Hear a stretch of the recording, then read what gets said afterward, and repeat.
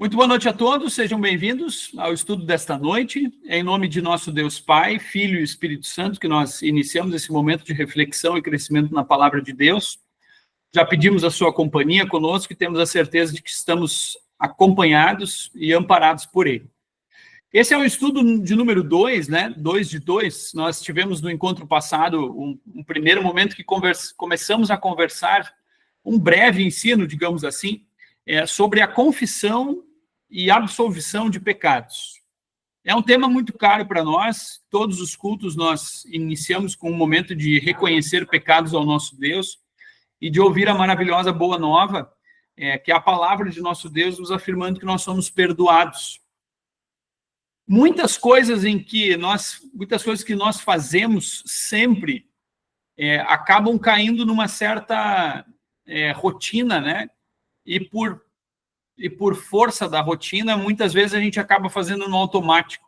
Então, um assunto como esse é para a gente voltar a revirar a terra, né? Aquela terra que já está bem sedimentada, assim, que a gente já não passa sem pensar, que a gente possa revirar a terra aí com uma enxada boa, assim, né? E rever as coisas que aparecem aí, né? Pensar nisso com calma. Então, nós iniciamos já na semana passada, como dito, e agora nós continuamos. Queridos, nós terminamos o estudo da semana anterior, olhando para alguns versículos que nos apontam para a absolvição, para a parte do perdão, né? E o texto citado foi 2 Samuel 12:13, onde Davi conversa com Natã, se aproxima de Natã, e eu até mesmo hoje de tarde, ou melhor, de manhã, eu mandei um recado no nosso grupo lá e disse, quem quiser se preparar de alguma forma para o estudo da noite, dê uma olhadinha em 2 Samuel, capítulo 11 e capítulo 12, que nos conta essa história bastante conhecida de Davi e Batseba, né? Davi e Batseba, seja lá como a gente queira acentuar. O versículo que aparece é esse em que Davi reconhece diante de Natã, diante daquele de quem ele estava confessando o seu pecado. A gente poderia chamar Natã de o confessor de Davi, né? Pequei contra o Senhor, é a confissão de Davi, e Natã respondeu, também o Senhor perdoou o seu pecado, você não morrerá. É a conclusão. Queridos, eu iniciei na semana passada olhando um pouquinho para esse texto que nos aponta para essa necessidade de nós reconhecermos pecados. Lá de Mateus, aparece nos outros evangelhos também, né? Porque você vê o cisco que está lá no olho do seu irmão, mas você não repara na trave, a pequena fugiu o nome do pedacinho de madeira, né? Farpa, né? Isto. Essa coisinha, o cisco, na verdade, né? Tão pequenininho que tem lá no olho do outro, mas você não repara na trave, algo gigantesco que está no seu olho, né? Como é que você consegue dizer para o seu irmão, tira o cisco do seu olho, né? Se você não vê a trave que está no seu próprio. E aí eu comentei rapidamente como nós somos sensíveis, extremamente sensíveis a ver ciscos nos olhos dos outros, né? É algo pequenininho lá, e aí esse cisco a gente pode pensar em pecado, na verdade, né? Nós somos extremamente sensíveis para os olhos dos outros, mas os nossos pecados nós conseguimos passar por cima deles sem crer que eles são grandes coisas. Não, tá tudo certo, né? É meu, por que você se mete na minha vida, né? E eu quero repassar a história de Davi, de Batseba e a parábola de Natã. Natã conta uma parábola para Davi, né? E eu quero repassar nela e nós vemos como Davi fez exatamente isso. Conseguiu reparar no cisco do olho daquele de quem estava sendo contada a parábola, mas não reparava na trave do seu. E tem coisas bem interessantes nesse texto. A gente vai olhar ele de forma dinâmica e rápida aí, mais ou menos como se a gente contasse para as crianças da escola dominical, com imagens, né? Vale a pena voltar para a escola bíblica, né? Para a escolinha dominical, beleza? O texto começa nos dizendo, se alguém quiser comentar algo, como vocês possivelmente leram, né? Se quiser comentar, falar algo que eu tenha passado, não vou passar por todo o texto bíblico, mas quem quiser comentar, fica à vontade. O texto começa dizendo que chegou o tempo em que os reis, então, saíam para a guerra, ou seja, passou a estação de chuvas, né? As estradas melhoravam, e aí, por que motivo era a época de guerras, né? Eles, então, saíam. Mas Davi ficou no seu palácio. O rei não acompanhou o exército, né? O rei não acompanhou os seus. Talvez a gente até poderia já ver alguma intenção diferente de Davi, não sei, né? Mas ele fica para trás. E numa dessas, num dia desses, né, em que ele estava no seu palácio, caminhando lá pelos arredores, ele vê num terraço, né, uma mulher muito bonita, que é a Batseba, e ela está tomando banho, né? Ela está se banhando no terraço. Talvez não seja o melhor lugar para se banhar, né? Vamos pensar dessa forma, né? Segundo Samuel 11:12. E Davi manda alguém da sua corte perguntar quem ela é. Eles dizem, ela é esposa de Urias, o Hitita, né?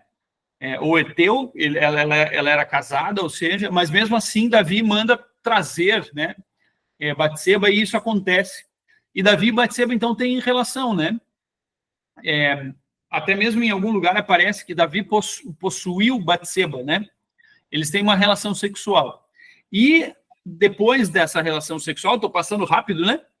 Pelos versículos, depois dessa relação sexual, depois de um tempo em que ainda estava acontecendo as batalhas por lá, ela manda dizer, então, para Davi que estava grávida. O texto ainda nos diz que antes de Batseba ir para o palácio, né, tinha acabado de passar o tempo da sua impureza, né? É o momento da menstruação da mulher, ou seja, ela não estava grávida do seu marido nessa hora, né? De Urias. Ela chegou lá sem estar grávida, e ela realmente então estava grávida de Davi. E aí começa, gente, se nós observarmos o ABC da coisa, começa um plano muito sórdido de Davi.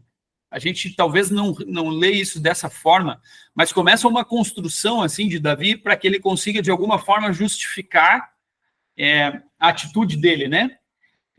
Ele estava em Jerusalém e a batalha estava acontecendo contra o reino dos Amonitas. Isso está em inglês, mas a gente consegue decifrar e traduzir, né? O mapa. E a batalha era em Rabá, naquela cidade ali que está, né? À minha direita aqui, né? Ou seja, todos os exércitos do rei estavam por lá. Ele estava por Jerusalém. E ele manda, então, fugiu o nome, Joabe, né? Joabe era um dos comandantes lá. Ele manda uma mensagem dizendo que Urias precisava voltar para conversar com o rei Davi. E Urias, cumprindo regras, cumprindo a ordem do rei, ele volta. E a primeira coisa que Davi faz e aí, como é que estão as coisas lá no campo de batalha? Uma pergunta mais ou menos assim, né? Ele diz que as coisas estão funcionando, está tudo certo. E aí, Davi então diz, olha, então agora você vai para casa e descansa. Fica tranquilo na sua casa, né? Mas Urias, sendo alguém... o texto nos mostra isso, alguém muito correto e muito sério no que ele estava fazendo, que os soldados, os seus companheiros estavam no campo de batalha. Ele não ia ficar de boas em casa, mais ou menos assim, né? Pensando assim, alguma coisa de consciência. Ele dorme na frente do palácio, ele não vai para casa. E no outro dia, Davi fica sabendo pelos seus, olha, Urias não foi para casa, dormiu na frente do palácio. Mais uma vez, Davi conversa com Urias e insiste que ele vá para casa, que ele descanse, que dê tudo certo, até a ponto de embriagá-lo, convida para jantar com ele, eles bebem, imaginando, bom, agora ele vai para casa e ele vai descansar e ele vai ter relações com a sua mulher, para justificar a coisa. E ainda assim, Urias não vai. E aí, então, no outro dia, Davi resolve escrever uma carta, depois das tentativas ali seguidas, né, que ele vê que a coisa não funciona, o rei Davi tá de verde na imagem, né, o rei Davi, então, manda uma carta, e vejam que ironia, né, quem leva a carta é o próprio Urias. Aparece ali Davi com uma carta nas mãos, né, Davi manda uma carta por Urias até o campo de batalha para chegar lá em Joabe, no comandante do exército, e na verdade Urias estava carregando seu atestado de óbito em mãos, né? Em outras palavras, era isso que estava acontecendo, né? Urias estava carregando uma carta que dizia assim, Joabe, eu quero que você coloque Urias lá na frente no campo de batalha, onde a batalha é mais sangrenta, onde a coisa é mais perigosa, onde muitos vão morrer. Ele é para ficar lá e vocês devem ter certeza que Urias morra. E na cabeça de Davi, se isso acontecesse, ninguém saberia do que aconteceu. Ela engravidou do seu marido antes de ir para a guerra e teve um filho, e assim teria acontecido. Eu fico pensando, se Urias tivesse curiosidade, tivesse aberto a carta, né? Claro que ela estava selada pelo rei, muito provavelmente, né? Mas se Urias Alguém escreveu sobre isso no comentário que eu li e disse a ironia da fidelidade de Urias, né? A fidelidade de carregar uma carta do rei em mãos para entregar para Joabe, não abrir aquilo, não ler, a sua fidelidade ao seu rei, na verdade ele estava carregando a sua pena de morte ali, na verdade, né? O seu atestado de óbito até mesmo. E é realmente isso que acontece, né? Urias é colocado lá na frente do campo de batalha e ele realmente morre. E essa mensagem chega para Davi depois, né? Ele é morto a flechadas lá no campo de batalha, eles estão diante da cidade de Rabá, né? Lá nos muros, né? Perto do portão. Até acontece um outro problema, porque o comandante, ele poderia ser acusado pelo rei, mas como vocês chegaram tão perto da muralha, lá em cima quem fica com arco e flecha, eles vão acertar, vocês não poderiam ter chegado tão perto lá, né? Mas a informação final do mensageiro foi que o teu servo Urias morreu, ele estava lá. E era essa a intenção de Davi, né? Isso realmente acontece, é algo que entristece, né? E aí, então, passados os dias do luto, ela chorou pelo seu marido, né? Batseba chora por Urias. Passados os dias de luto, Davi, então, se casa com Batseba, né? Traz ela para o palácio. Provavelmente 7 dias depois, era o tempo de luto da época, né? E esse homem de verde que aparece do lado, esse homem então, Natã, o profeta, foi enviado por Deus, mas ele já trabalhava como profeta, digamos assim, ele já era profeta do reino, né? E aí, então, Natã, ou melhor, o versículo depois da morte de Urias, e quando Davi se casa com Batseba, e ela tem o filho no palácio, o texto termina dizendo que, porém, isto que Davi tinha feito pareceu mal aos olhos do Senhor, é a informação que aparece lá, né? Na cabeça de Davi, talvez estava tudo tranquilo, ninguém ficou sabendo de nada, ok, né? Mas isso pareceu mal aos olhos do Senhor. E aí, então, gente, depois que a criança nasce, vejam, tem 9 meses de tempo para alguém pensar em arrependimento aí, né? Porque desde que a criança foi gerada, até isso, provavelmente foi logo no início da gravidez, ou melhor, no início da gravidez, né? Quando Urias morre, talvez nos primeiros dias, né? E Davi poderia talvez começar com uma crise de consciência, ter voltado atrás, ter confessado seu pecado, alguma coisa assim. Se nós pararmos para pensar na lei da época, o próprio rei e Batseba seriam condenados à morte pela lei, né? A lei da época seria pena de morte para os dois, né? Mas a coisa fica escondida. E Deus, na sua misericórdia, talvez dá 9 meses para que alguma coisa aconteça, né? Só depois que o filho nasce, então, é que Deus envia Natã para conversar com Davi. E Natã, então, conta uma parábola. E a parábola eu quero ler porque ela tem um sentido muito importante, especialmente para alguém que era pastor de ovelhas, né? Davi era pastor de ovelhas e Natã conta uma parábola que as ovelhas estão envolvidas, né? Natã foi falar com Davi e lhe disse, início do capítulo 12, se alguém tem a sua Bíblia, né? Versículo 1 agora, né? Havia numa cidade 2 homens, um rico e outro pobre. O rico tinha ovelhas e gado em grande número, mas o pobre não tinha coisa nenhuma, a não ser uma cordeirinha que havia comprado. Ele a criou e ela cresceu em sua casa junto com os seus filhos. Comia da sua comida e bebia do seu copo. Dormia nos seus braços e ele a tinha como filha. Os filhotes, na época, eram talvez considerados como estimação, assim, né? Mas a gente sabe que essa cordeirinha está representando alguém na parábola, né? Dormia e tinha como filha. Versículo 4. Certo dia chegou um viajante à casa do homem rico, e este não quis pegar uma das suas ovelhas ou dos seus bois para dar de comer ao visitante que havia chegado. Em vez disso, pegou a cordeirinha do homem pobre e a preparou para o homem que havia chegado.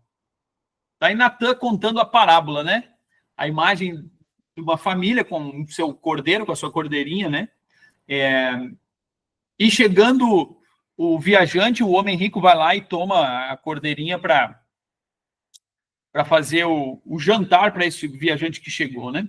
E aí o versículo 5 nos diz assim, então o furor de Davi se acendeu contra aquele homem, E ele disse a Natã: tão certo como vive o Senhor, o homem que fez isso deve ser morto. E pela cordeirinha restituirá 4 vezes, porque fez uma coisa dessas e porque não se compadeceu. Pensem na cegueira de Davi, né? Afirmando uma coisa dessa sem enxergar a coisa. E aí eu comentei lá no início do nosso estudo, lembrando do texto lá do cisco no olho do outro e na trave do olho do seu, Davi conseguiu enxergar um pecado muito pequeno de alguém lá que tinha cometido na história. Se a gente pensar na história mesmo como ela que fosse um cordeirinho mesmo, né? Mas a história está representando mais, é uma parábola, tem significados mais profundos, digamos. E Davi aponta o dedo, né? E diz: esse homem deve morrer, né? E aí, então, quem na verdade é apontado, quem agora aponta o dedo é o próprio profeta Natã, e ele diz: olha, esse homem é você. Quem roubou, quem tirou, quem matou é você. Assim diz o Senhor, o Deus de Israel: eu ungi rei. E daí ele diz todas as coisas que aconteceram. E aí no versículo 9 aparece assim: por que então você desprezou a palavra do Senhor? A atitude de Davi, gente, não é só um adultério contra Urias, né? Um pecado contra a própria Batseba ou algo do tipo, né? Mas nas palavras de Natã, o profeta, ele diz: por que você desprezou a palavra do Senhor? É contra Deus, na verdade, o que aconteceu, né? Não contra alguém ou contra uma pessoa. E lá no fundo nós sabemos, né, que os nossos pecados todos, na verdade, são contra a santa e sábia vontade de nosso Deus. Elas são contra aquilo lá: pequei contra ti somente, né, e fiz o que detestas. É o Salmo 51 que nós vamos olhar em breve. Você matou Urias. Davi matou Urias. Se nós pensarmos, na verdade, na coisa, os inimigos de Israel mataram os filhos de Israel na batalha, né? Mas Deus coloca a morte de Urias na conta de Davi, né? Não é só um adúltero, é também um assassino, a gente pensa, aos olhos de Deus, né? E são coisas profundas aí, não é coisa rápida ou fácil de se pensar, né? Você matou Urias, ele diz na continuação. E aí, então, Natã, depois de ter apontado, a gente vê lágrimas no rosto de Davi, né? É você esse homem, né? Davi, então, se arrepende e diz a frase que nós lemos lá no primeiro versículo do estudo de hoje e no último versículo lido no texto passado. Eu pequei contra o Senhor, Davi diz. Também o Senhor perdoou o seu pecado, você não morrerá. Mas aí acontece uma consequência, né, ao pecado, nós lemos, né? Uma consequência triste, né? O filho de Davi, Batseba, ele morre. O Senhor feriu a criança que a mulher de Urias teve com Davi, e a criança adoeceu gravemente, diz o versículo 15, né? 15 e 16. Davi suplica muito pela criança, faz jejum e uma série de coisas, mas mesmo assim a criança morre, né? Esse primeiro filho dos dois. E a continuação do nosso texto termina lá no versículo 25, ainda tem mais um pouco de texto até terminar o capítulo 12, nos diz que o próximo filho, então, que Davi e Batseba tiveram foi o próprio Salomão, né? Salomão nasceu, então, desse casamento agora que Davi e Batseba tinham e mantiveram, né? A partir de tudo que aconteceu. Muito bem, gente. Assim termina esse relato de uma confissão de pecados e de uma absolvição de pecados. Mas desse relato de Davi e Batseba, eu acabei não lendo algum comentário aí. Deixa eu voltar um pouquinho. Pastor, no texto bíblico é possível saber se o caso de Batseba com Davi foi consensual? Lembro de ouvir uma vez que Davi possivelmente tenha forçado a relação, até porque ele era o rei, ele poderia, né, entre aspas. Como rei poderia, como filho de Deus, obviamente que não, né? E não tendo nenhuma indicação no texto de que Batseba foi seduzida ou quis algo, se isso for o caso, torna o pecado ainda maior. Também dá para pensar isso. Em algum lugar que eu li, diz o texto que ele havia seduzido ela.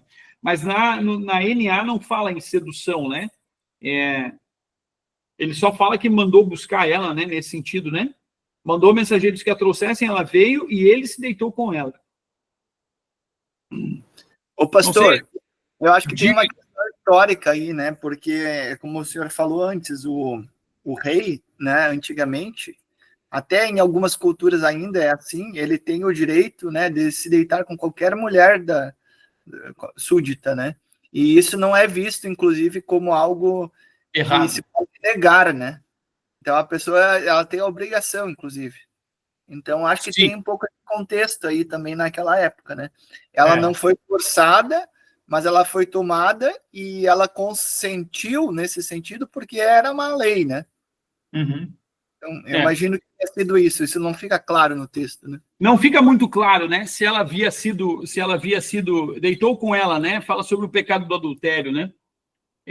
Eu poderia pesquisar um pouquinho mais para a gente talvez ter alguma informação a mais além disso, né? Não deixa de ser adultério porque ela é casada, né? Aos olhos de Deus, né? Davi sabia que isso não era certo, mesmo que talvez a cultura da época dissesse tudo bem que possa acontecer, né? Mesma coisa de Abraão com mais de uma esposa, né? Não foi Adão e Eva e outra e mais outra, né? Mas é Adão e Eva só, né? Então, nesse sentido, a gente sabe. Seu Hartwig, à vontade.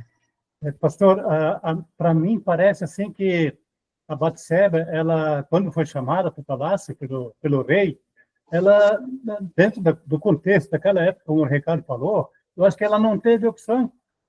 Ela não tinha opção, ela não podia negar para o rei. Me parece que é alguma coisa mais ou menos assim. Eu não sei se o Ricardo concorda. Eu acho que dá para pensar que sim, né? Isso aí, é bem nesse sentido, senhor Patrick. Eu acho que dá para pensar que foi dessa forma, assim, né? Ao mesmo tempo, não tem nenhuma informação explícita disso, assim, né? Que diz, olha, né? E Davi forçou, né? A gente poderia dar uma olhada nessa parte, né? Ela fala em chorar pelo luto de Urias, né? A Elisa escreveu isso agora, né? Ela provavelmente amava o seu marido, né? Eu li um comentário que diz, a gente não sabe se ela estava chorando porque ela tinha que chorar ou porque realmente ela amava ele, né? Como o luto também, como uma regra, né? Do luto de 7 dias, né? Mas as coisas vão tornando o pecado, ou os pecados de Davi cada vez mais pesados, assim, né? Se a gente vai observando essa sequência de coisas e a trama toda, né? O próprio assassinato e tudo isso, essas coisas vão mexendo de uma forma assim que quando a gente cita esse texto, a gente só pensa, Urias morreu, mas quando a gente lê todos os detalhes desses 2 capítulos aí, 11 e 12, a gente vai lendo coisas assim que são pesadas, né? Esse fato de Urias carregar nas suas mãos a carta que era a sua sentença de morte, isso me chamou muita atenção, né? E a misericórdia de Deus fica ainda maior. É por esse motivo que o pecado foi confessado e perdoado. Mas vejam só, gente, desse episódio, de tudo isso que aconteceu, brota o Salmo 51, né? O Salmo 51, um dos salmos muito conhecidíssimos, muito conhecidíssimos, aí não dá. Um salmo muito conhecido, né? Que é um salmo justamente de confissão e arrependimento. Ele brota desse acontecimento. E lá no salmo aparece essa explicação, né? Ao mestre de canto, Salmo 51, confissão e arrependimento, ao mestre de canto, Salmo de Davi, quando o profeta Natan foi falar com ele, depois de ele ter estado com Batseba. Em alguma outra tradução ali aparece, depois de ele ter possuído Batseba. Aí Davi, então, escreve o Salmo 51. Não é o único salmo penitencial nesse sentido de ser um salmo de confissão de pecados. Tem outros salmos que a gente poderia pensar em ser um preparo para a nossa confissão. São ao todo, se não me engano, são 7 salmos que a gente poderia lembrar. 32, 51, se não me engano, 6. Eu posso olhar isso com um pouquinho mais de calma, se alguém tem interesse, né? A gente usa eles muitas vezes como uma confissão de pecados, e a gente poderia olhar para eles também dessa forma. Mas rapidamente, né? Compadece-te de mim, ó Deus, segundo a tua benignidade, segundo a multidão das tuas misericórdias. A última frase ali está copiada errada, perdão, né? Esse é o versículo 1, né? O versículo 3, pois eu conheço as minhas transgressões e o meu pecado está sempre diante de mim. A Elisa comentou antes, a conversa com o profeta, só depois da conversa com o profeta que Davi se deu conta do que tudo tinha feito, né? A gravidade disso, né? E eu acho que a partir do reconhecimento, aí então o pecado está sempre diante de Davi, como alguma coisa que pesa na sua consciência, até então não estava, né? Os versículos 1 e 3. Eu nasci na iniquidade, em pecado me concebeu minha mãe, filhos de seres humanos pecadores, nascem pecadores, né? Pais são pecadores, filhos o são. E o pedido de Davi, lá no versículo 9, esconde o teu rosto dos meus pecados, não olha para eles, e apaga todas as minhas iniquidades, né? Tudo que Davi estava sentindo nessa hora. E aí, por fim não, mas nós chegamos em 2 versículos, o 10, 11 e o 12, 3 versículos, o 10, 11 e o 12, que nós muitas vezes cantamos também na nossa liturgia, cria em mim, ó Deus, né? Desse salmo, já pararam para reparar? Cria em mim, ó Deus, um coração puro e renova em mim o espírito reto. Isso é o texto do ofertório, né? Não me lances fora da tua presença e não retires de mim o teu Espírito Santo. Torna a dar-me a alegria da tua salvação e sustém-me, mantém-me com um espírito voluntário. Amém. Nós cantamos depois da mensagem, normalmente, ou também pela liturgia 1, nós cantamos isso no início da Santa Ceia, né? Na liturgia 2 é após a mensagem, na liturgia 1 é um pouquinho antes da Santa Ceia. Mas vejam só também que o versículo 15 aparece naquelas nossas liturgias das matinas e das vésperas.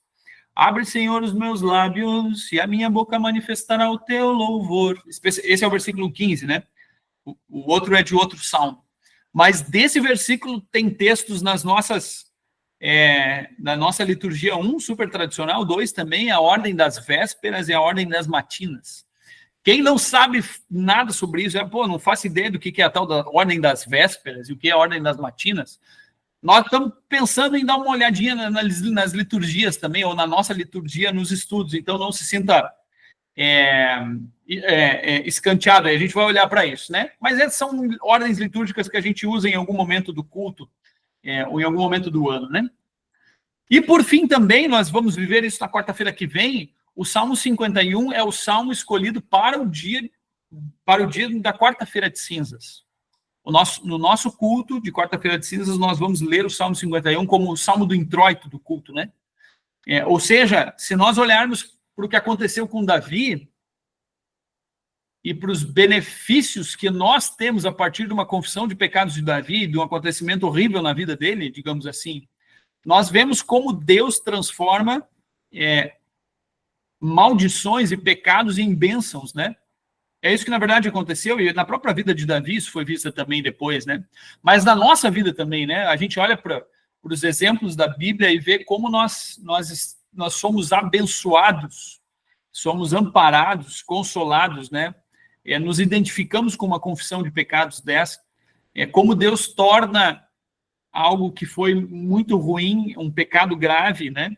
Como Deus torna isso um presente para nós hoje, o Salmo 51, né? E o próprio texto também de 2 Samuel, né? Ok? Diga, seu Harvey. Pastor, eu precisava tirar uma dúvida.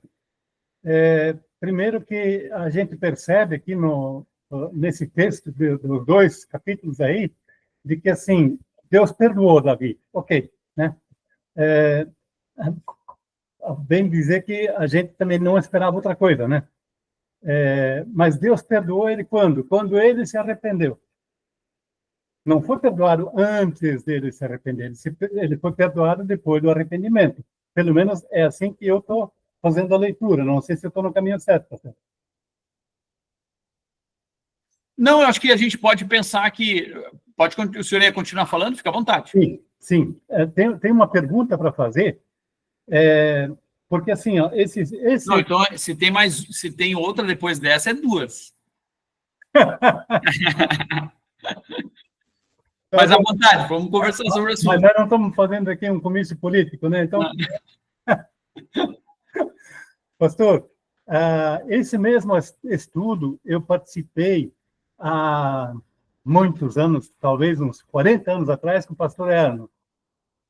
E nós tínhamos ali um grupo de, sei lá, 17, 19 pessoas, mais ou menos, presente. Era presencial, lógico, né? Não tinha internet. E aí, durante a explicação do pastor, um dos participantes, eu não vou falar o nome dele, porque ele ainda é membro nosso e não quero expor o nome dele, né? Tranquilo. Essa pessoa perguntou para o pastor assim, pastor, que ali enfatizava bastante a necessidade de dar o perdão, de perdoar. Os 70 vezes 7, essa coisa toda, né? Muito bem.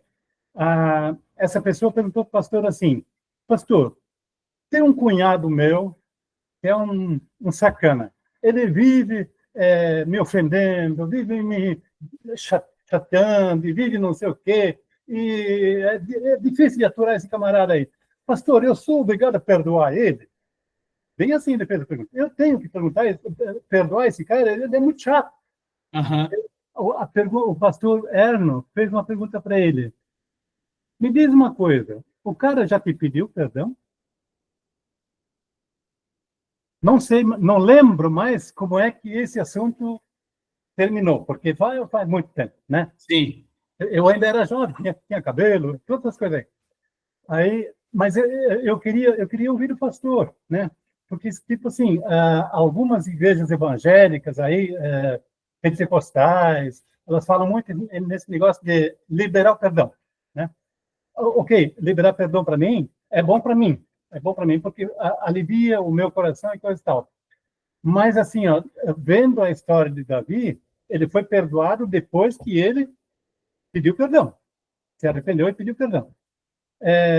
Será que ele seria perdoado se ele não se arrependesse? Essa é uma questão.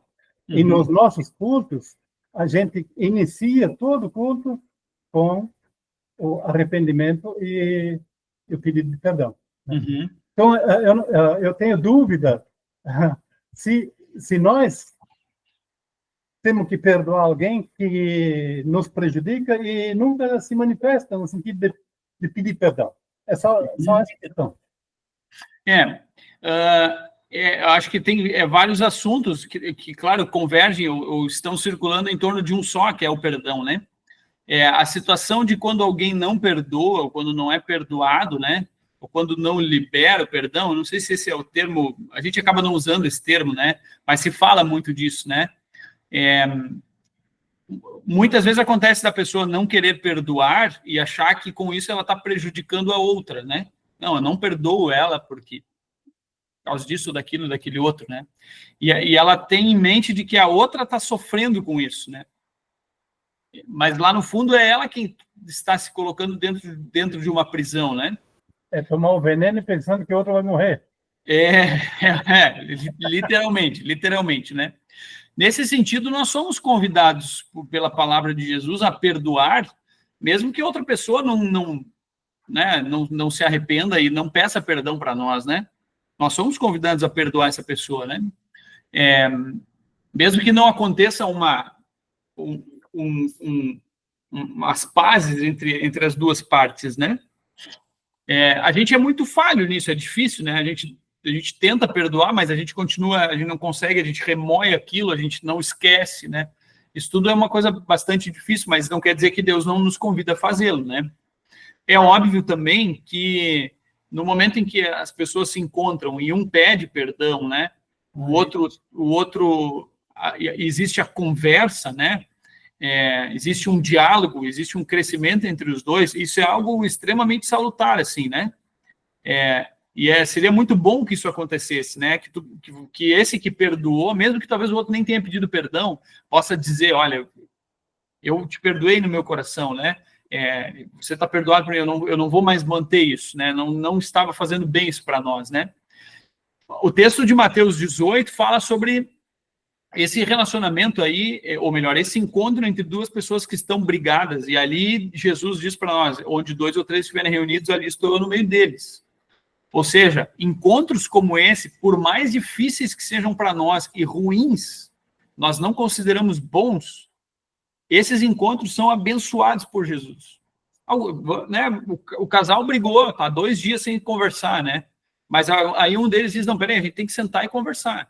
para ajeitar as coisas. É o Espírito Santo agindo ali, né? Ele está presente, por mais ruim e desconfortável que seja para mim sentar e dizer, me perdoa, te perdoo, desculpa, mas é que, e tudo mais, né? Todas essas coisas. Esse encontro ali, ele é promovido, ele é abençoado, ele é acompanhado, né? Eu estou ali, Jesus diz, né? Isso é uma coisa, né? Antes do Ricardo comentar, se me permite, Ricardo, a outra coisa é quanto ao arrependimento de Davi e o perdão de Jesus, né? O perdão de Deus para ele, né? Vejam, quando Davi ouve a parábola que Natan contou, a palavra de Jesus ali, a palavra de Davi ali foi um julgamento no ato. Davi, se tivesse todo o poder na hora, ele mataria aquele homem que tirou a ovelha do outro e seria condenação naquela hora ali, né? É por isso que um escritor, quando falou sobre esse texto, ele disse, na misericórdia de Deus, o tempo passa e a gravidez toda acontece, nasce a criança. Vejam, quando acontece o pecado de Davi, não vem um raio do céu e arrebenta a cabeça de Davi, né? De Deus dizendo, bom, agora eu vou acabar com tudo. Não, a misericórdia de Deus já se mostra ali, né? Então, a gente pode pensar, num certo sentido, que antes do arrependimento de Davi, a misericórdia de Jesus já tinha sido alcançada por ele, para ele. O perdão mesmo, né? Mesmo que nem tenha acontecido lá na cruz do Calvário, né? Quando Jesus morre na cruz, ele conquista, ou melhor, o que Davi usufrui lá no Antigo Testamento foi conquistado por Jesus na cruz. E esse evento de Jesus, ele se expande por toda a história, do início ao fim, né? Ele é o que nos garante o perdão de pecados, né? Então, num certo sentido, o que a gente precisa concluir ou dizer? Davi já estava perdoado por Jesus, o perdão já tinha sido oferecido para ele, né? Antes mesmo do seu arrependimento. Mas para que ele faça efeito lá no particular, na sua vida, né? Precisa haver essa palavrinha que a gente chama de arrependimento, né? Para que ele tenha lá. O professor Wilson Shows, com uma sabedoria gigantesca, ele disse certa vez, né? Aquela comparação eu já disse em algum momento, né? O mercado está vendendo picanha a R$ 29,90, né?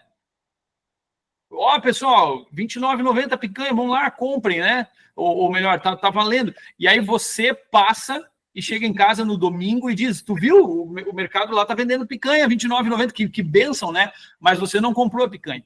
Você não vai comer ela. Você só ouviu o anúncio da coisa.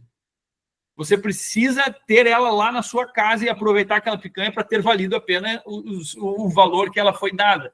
De nada vale só o anúncio lá, beleza, ouvi falar, estou feliz com isso. Não, precisa chegar lá na sua casa, ou seja, precisa chegar na sua vida.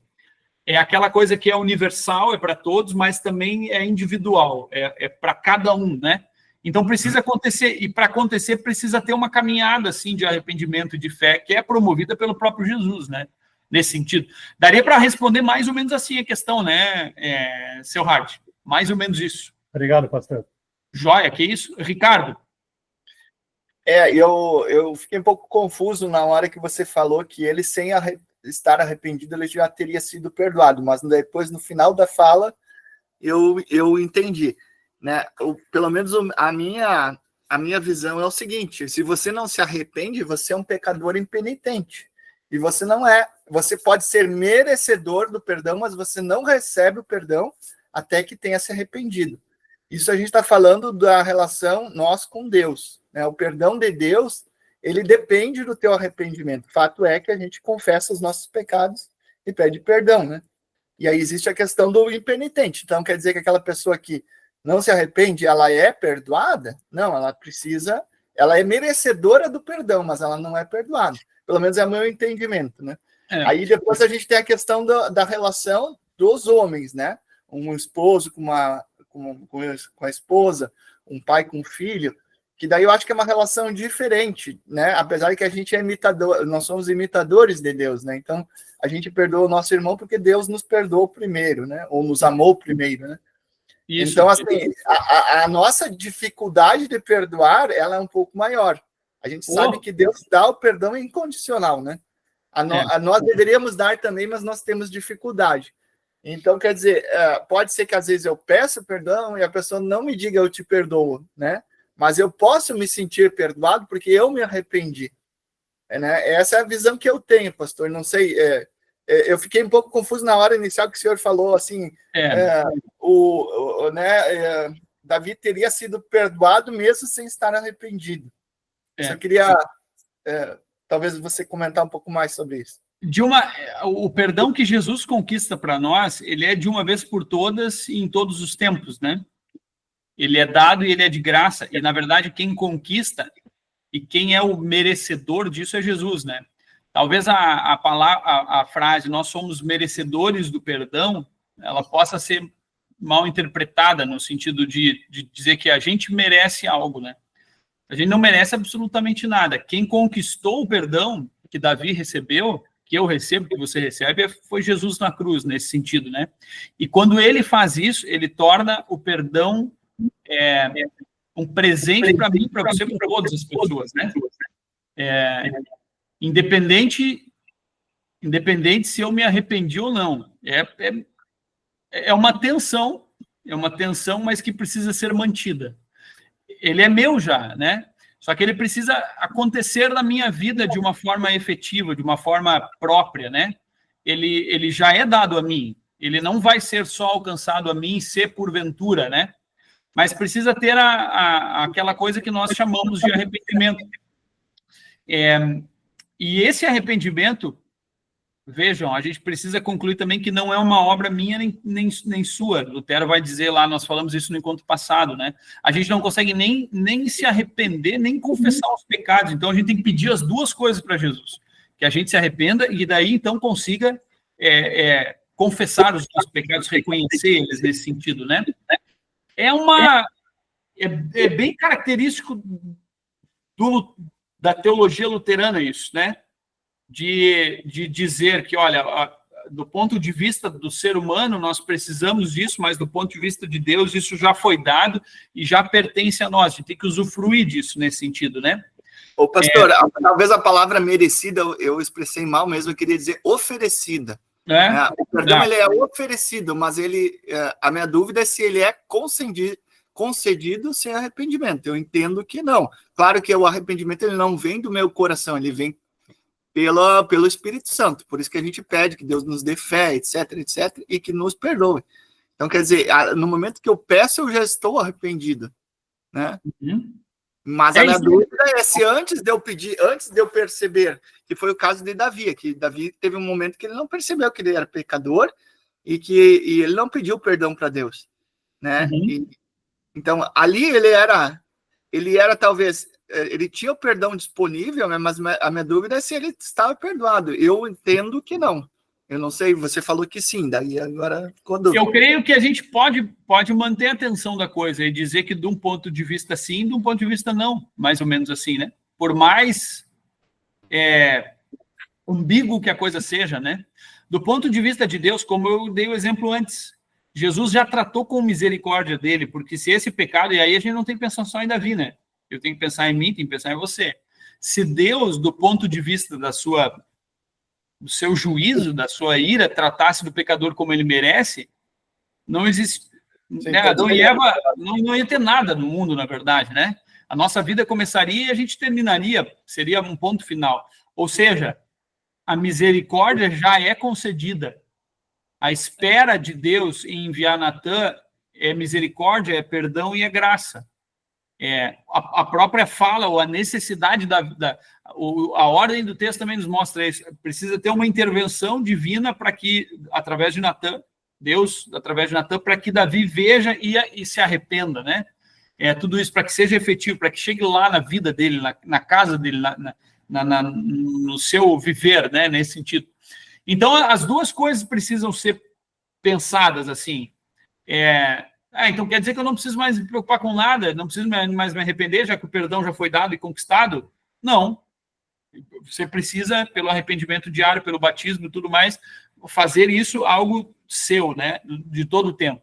Mas Jesus já está mantendo isso sobre você, né? Sobre todas as pessoas do mundo, desde sempre, né? Mas é mais ou menos por aí, assim, né? Nós temos mais 58 slides. Vamos até só às 10 horas hoje.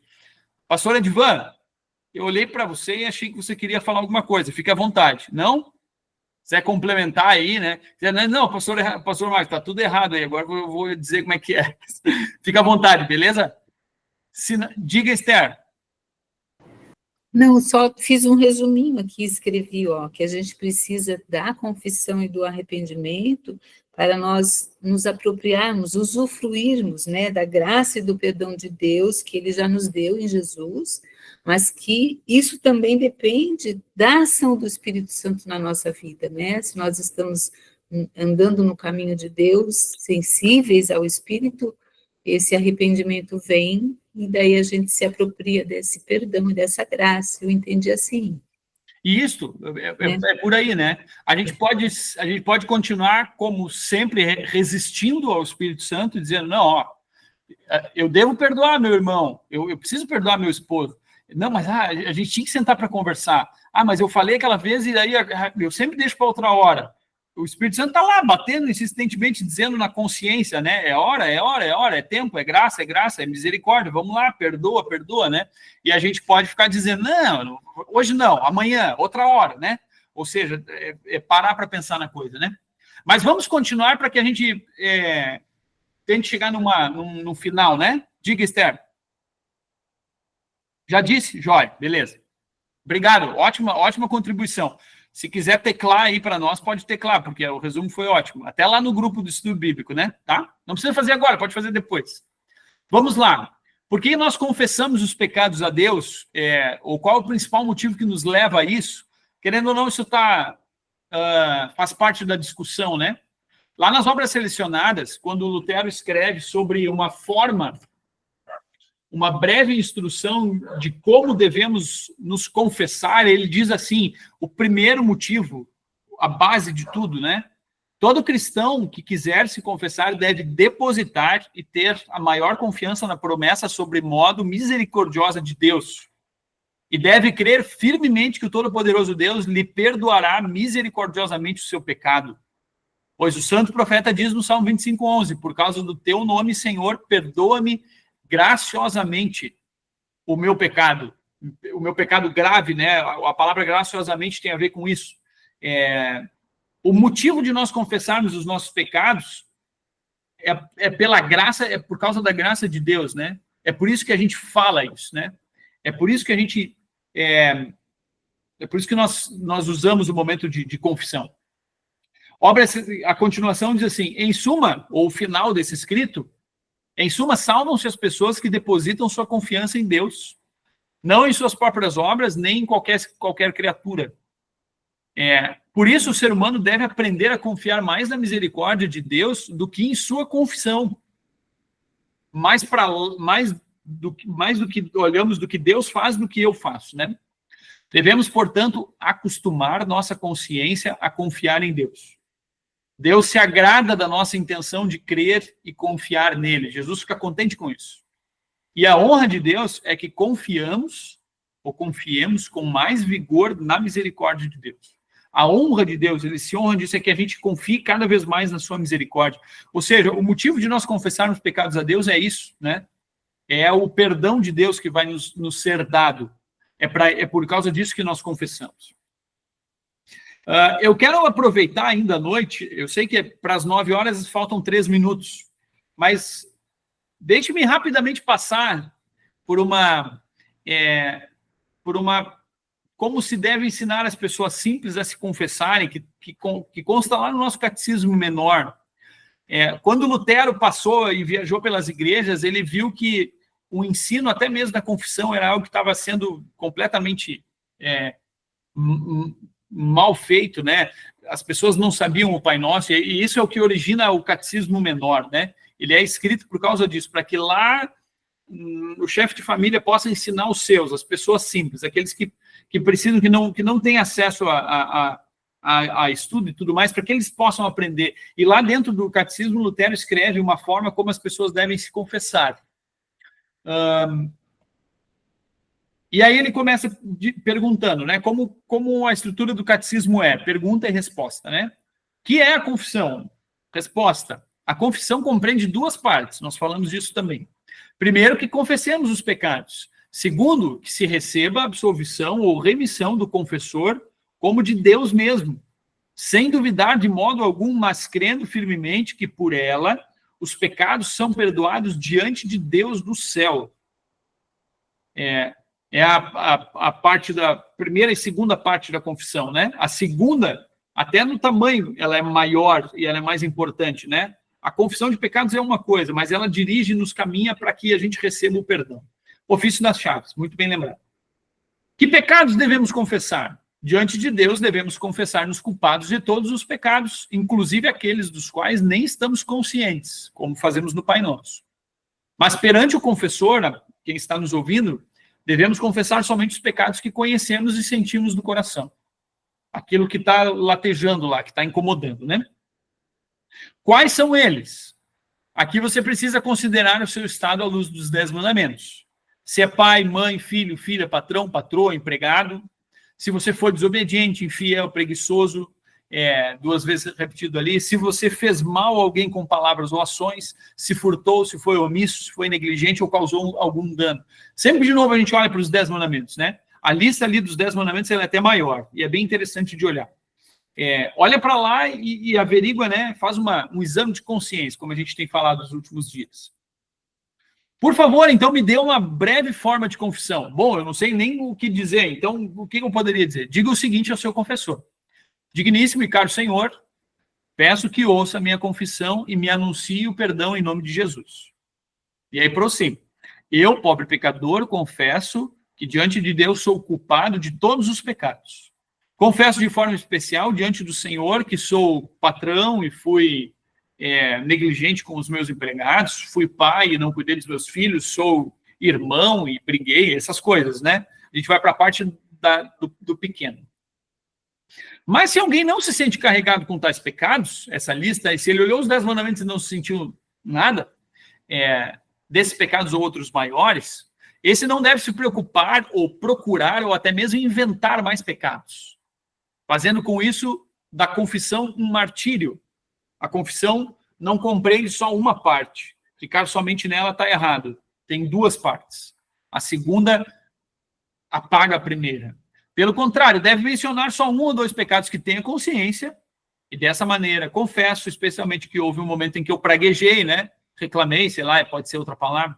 Da mesma forma, certa vez usei palavras grosseiras, fui desleixado nisso ou naquilo, e considere isso suficiente, se porventura você não lembra de nenhum na sua confissão. Se, porém, você não tem consciência de nenhum pecado, o que, por certo, será difícil de acontecer. Né? Se você for completamente cego, né? Nesse caso, não mencione nenhum pecado em particular, mas receba o perdão com base na confissão geral que você fez diante de Deus na presença do confessor, que foi aquela que nós lemos ali 2 slides atrás. Eu, pobre pecador, confesso que diante de Deus sou culpado de todos os pecados. Eu estou dentro do barco da humanidade e todos somos iguais, né? Falando um pouquinho sobre tamanho de pecado no encontro passado, né? Sou culpado de todos os pecados. Sou visto por Deus como alguém igual a todos os outros, completamente pecador, por mais que eu não saiba dizer nenhum. Então o confessor dirá: Deus seja misericordioso com você e fortaleça a sua fé. Amém. Ele dirá também: você crê que o meu perdão é o perdão de Deus? Resposta da pessoa, né? Sim, amado Senhor. Então o confessor dirá: que seja feito conforme você crê. Nós falamos que crer agrada a Deus. E eu, por ordem de nosso Senhor Jesus Cristo, perdoo os pecados que você cometeu em nome do Pai, do Filho e do Espírito Santo. Amém. Vá em paz. Você não tem mais nenhum pecado na sua conta. Viva em paz, né? E assim nós chegamos ao final dessa parte que eu fiz um pouquinho mais corrida ali, né? É uma breve forma de confessar os pecados a Deus. Queridos, obviamente que vou terminar a apresentação de slides, a gente pode aproveitar algum momento ainda para alguma reflexão ou interação, e aí nós encerramos. Obviamente que essa é uma confissão de pecados que a gente tem usado ou usa na nossa igreja de uma forma que a gente chama de aconselhamento. Nós não temos um confessionário, né? Onde o pastor fica disponível em algum momento durante o dia lá na igreja, e você vai lá e faz uma confissão, e agora ele diz para você: vai fazer alguma coisa para você ser perdoado, mais ou menos assim. Como, na verdade, era o caso no tempo de Lutero, onde ele escreve surpreendendo nessa confissão de pecados, ou nessa breve forma de confessar pecados a Deus. Tem alguém me ligando. Na época, o padre diria, bom, então agora você vai fazer algum tipo de penitência, você vai fazer isso para que você conquiste aquilo.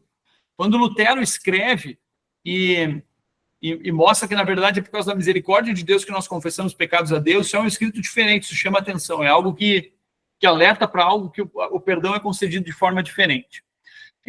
Se você tem necessidade, essa é um comentário final que eu gostaria de fazer, se você tem alguma coisa que o incomoda, algum pecado que você cometeu, seja lá na sua mocidade, como diz também o Salmo, né?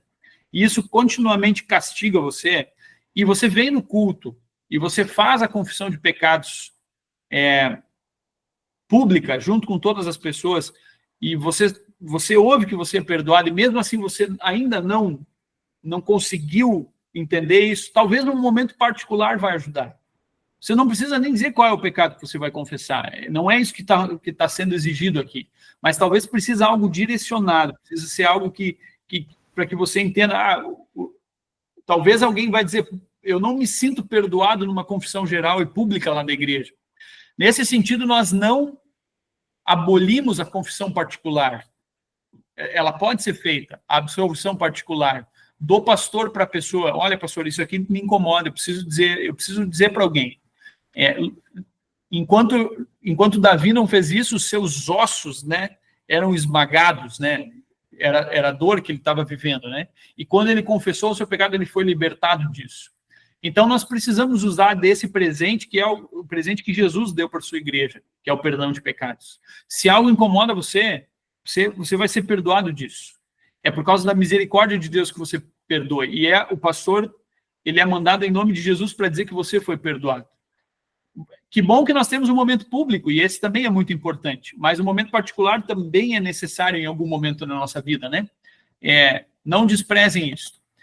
Seu Hartwig tinha levantado a mão? Sim e não? Tinha, e ainda queria manter... Toca a ficha, vamos lá. Enquanto o senhor estava explicando, eu quase desisti, porque já clareou bastante, mas assim, nós não temos o hábito, normalmente, de fazer a confissão auricular, ou público, ou particular, privada, né? Mas a fazemos em conjunto, em todos os cultos. Isso é tranquilo. Aí, eu estou pensando aqui, a confissão dessa forma particular é mais conhecida pela Igreja Católica, né? Não está errado. Como confessionário, né? O confessionário, não está errado, tá? Eu só faço uma ressalva quando o sacerdote impõe lá uma penitência. Se você fizer isso, aí você vai ter perdoado. Eu acho que aí eles perdem todo sentido, né? Completamente. Porque a confissão já é um arrependimento, né? Isso aí. E aí o pastor, o padre, o reverendo, o sacerdote, quem for, a autoridade eclesiástica lá, ele pode, em nome de Jesus, perdoar pecados. Aliviar o coração da pessoa, né? Isso aí. No fim das contas, se torna tudo uma venda, né? Uma venda e uma compra. Você vai fazer algo, mas depois de amanhã você vai fazer algo que vai dizer, puxa, agora eu errei de novo, e aí, o que mais eu vou ter que, né, continuar fazendo, né? Nesse sentido, o perdão é concedido por Jesus e é maravilhoso para nós, né? Ricardo ou Márcio, fiquem à vontade, também estão com a mão levantada aí. Toca a ficha. Foi eu que levantei. Eu queria comentar sobre essa questão da confissão com o pastor, né? Ou o aconselhamento com o pastor, que muitas pessoas, às vezes, elas ficam com seus problemas, elas ficam sozinhas com seus problemas, né? E aí lembrar, né, que o pastor não é só por ele ser pastor, mas por existir também o segredo, né? Que está dentro do código de ética do pastor até, né? Então, às vezes a gente tem receio, a gente poderia fazer uma confissão e conversar sobre esse problema, aliás, que é algo muito bom, a gente tem que falar sobre os nossos problemas como uma forma até de repensar algumas coisas e ajudar no arrependimento. Isso pode ser feito com um amigo, sem problema nenhum. Sim. Né? Bem lembrado. Qual é, talvez, a diferença, né? Existe uma questão de sigilo, né? Não que o teu amigo não vai guardar sigilo, mas o pastor tem essa obrigação de guardar o sigilo, né? Então, a gente pode também ficar muito tranquilo em relação a isso. Eu incentivo que se faça isso, já fiz isso algumas vezes na minha vida e me ajudou muito. Então, queria também testemunhar isso, né? Eu acho que a gente usa pouco desse recurso, tá? É ótimo. Na verdade, dentro do sacerdócio universal, todos nós perdoamos, né? Somos chamados a perdoar, a oferecer o perdão para as pessoas. Então, eu talvez tenha um irmão, um amigo, um parente, né? Que seja o seu confessor, né? Que seja aquela pessoa que vai te ouvir, vai te dizer, não, aqui você está errado, aqui né, você tem que repensar aquilo e aquele outro, né? O pastor também pode ser essa pessoa, né? Obviamente que sim. E aí, óbvio que também tem essa questão do sigilo pastoral. A pessoa disse, está dito, e isso fica entre eles dois e somente ali, né? Mas muito bem. Sem contar que o pastor, ele é preparado também para isso. Ele é um bom conselheiro, não só porque a gente gosta do pastor, mas porque ele estudou para isso, né? Às vezes a gente se aconselha com maus amigos, né? No sentido, não que eles são maus, mas eles não têm o bom conselho para dar, né? Então, também é um ponto que eu queria... Também é bem lembrado, né? É óbvio que pastores não são perfeitos, né? Mas, segundo a palavra do Senhor, a gente tenta fazer sempre da melhor forma, né? A Viviane comentou, e assim nós encerramos então, tá, gente? Também tem a questão de que, dependendo do assunto, o pastor tem um estudo de anos no seminário está habilitado para aconselhar, dentro da linha do que o Ricardo comentou por último, né? Meus queridos, obrigado pela participação hoje à noite. Eu vou encerrar a gravação.